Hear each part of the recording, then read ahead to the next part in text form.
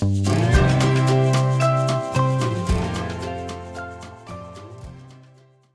my name is Hoyt Cruze, and I'm a volunteer at the National Museum for the United States Army.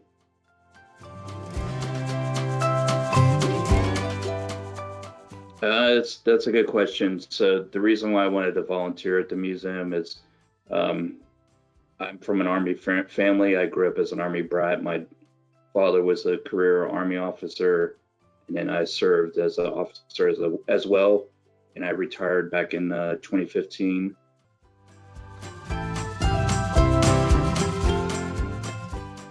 So my favorite exhibit, I mean, there's so much in the museum that I'm really a huge fan of, but my favorite exhibit would be Army and Society, and I love just how it shows not only how the Army has had an impact on U.S. society throughout the history of the Army and our country, but also vice versa, how society as well has had an impact on the Army, especially as the United States and the Army has progressed throughout history. Just the changes that have taken place in the Army due to changes in U.S. society. I think that exhibit does a really good, an excellent job of showing that. And just one of my favorite artifacts in there is the just showing how civilian production was changed from producing civilian products and before World War II, and how they changed production to produce wartime material. Especially, I remember there's a artifact of a 45 pistol, and it was produced by a company that was making vinyl records before the war, and then they switched production during the war to produce pistols. And I don't remember the exact number, but I think it was like close to like 800,000 pistols that this former vinyl record company had produced during the war. I just thought that was very impressive.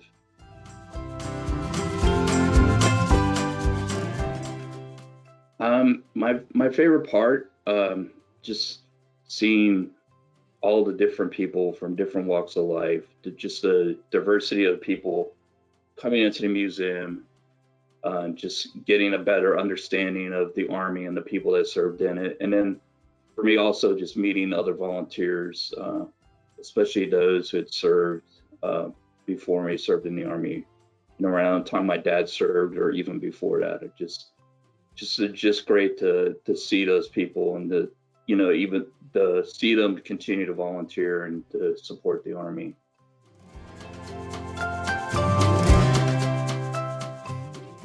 I remember, so I came in the Army as a signal officer, communications officer.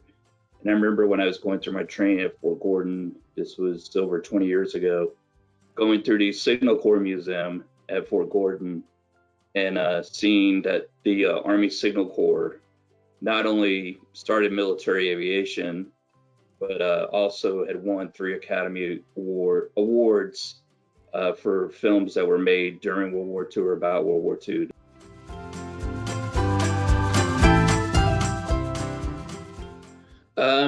For me, it was really simple. Like I said, just growing up around the Army, just the diversity of people and just people from all across America, even like my friends as a kid and their families. I probably wouldn't have met people like that growing up in Tennessee, where I was from originally. And it was just something that I was familiar with and frankly just comfortable with, and I felt that was the place for me. I wanted to serve and defend my country, and growing up as an Army brat, just living in all the different places, I really enjoyed that, especially overseas. So when I was a Army brat, we lived in West Germany when Germany was still divided, and then Panama as well. And then when I served, I was stationed in Korea, and then I was stationed in Germany, actually in the same city that my dad was 20 years before. So it almost felt like coming home. So that I really enjoyed, and I just know, it's a challenging world which I frankly have a good understanding, and I just wanted to be a part of that and to help the others, especially um, just knowing that people out there, people are oppressed out there, and just to do my part, to help them.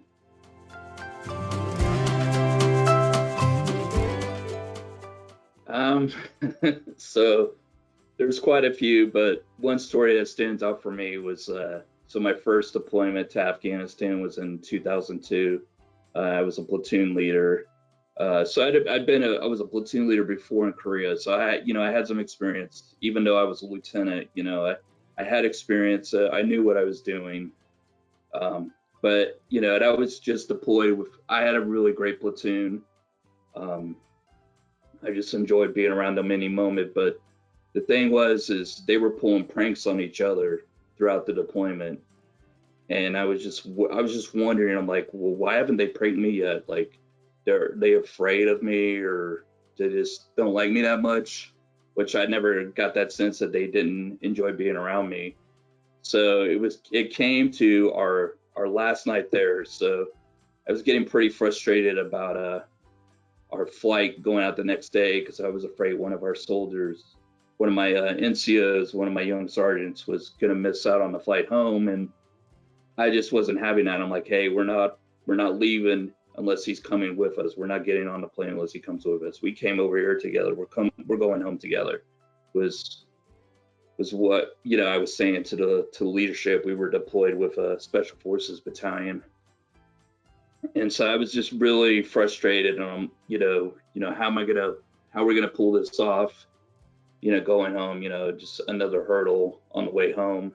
And so I went into our hooch that we were living in, and so I always had a poncho liner laid out on top of my cot, and so I had my little, green leader book with me that I, had my notes in. And so I placed the book on the poncho liner, and the whole poncho liner just sank down to the floor.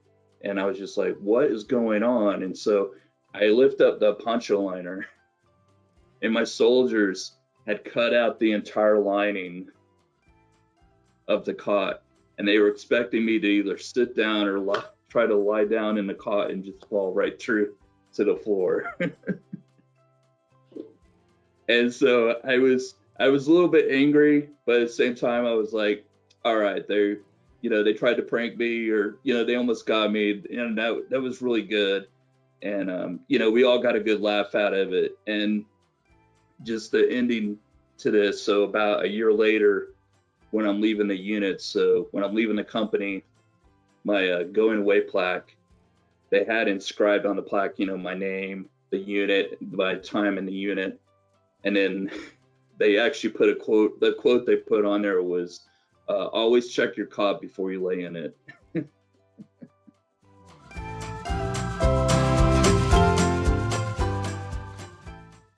Yeah. So, I mean, there was tons of places that I loved visiting, but I think for me, the one that always stands out, I was actually writing about this earlier today for this writing class I'm in. So we went to East Berlin while we were there, and I was only 8 at a time. And I just remember going over before we went over, my dad said, we're going to the dark side of the Force. This is around the time Return of the Jedi had just come out. So my dad's like, we're going to the dark side of the Force when we go over to East Berlin. And just going over there was just a completely just different world, like nothing I was used to, or we were just all shocked, like how people were living there, and just the really beat up and just terrible cars people were driving in. They're called Trabants, which are actually kind of a collector's item now after the wall came down. But the thing that always sticks out about that visit was, so we were waiting in the car at Checkpoint Charlie to go back into West Berlin. And so this East German border guard is just staring me down. I'm sitting right at the passenger door. Look, and this guy's just staring at me through the passenger window, this East German border guard. And so I asked my mom, if she has my passport. She said, yeah. And I'm like, well, can I have my passport, please? And so she gives it to me, and I just take it and I just start banging it against the window, just saying, and I was just screaming, I'm like, get me out of here. Get me out of here. Like, I don't want to be here anymore. So that always sticks out from my Army brat days.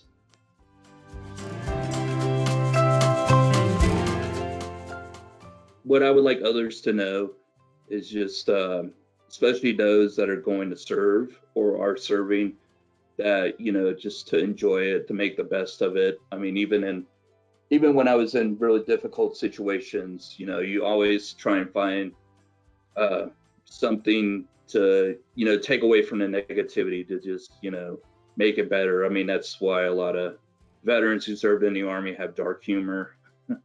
So, but most importantly, I'd say it's important to take care of yourself and your health, because you're not going to be in the Army forever. Even if you're just in for one enlistment or you make a career out of it, that it's important to take care of yourself and your health. And if you're having problems, you're having health issues, physical or mental, just to to take care, just to seek the proper care to get those issues fixed, and just make sure it's all documented, so when you get out of the Army that you get the proper recognition, the proper benefits and help once you get out of the Army.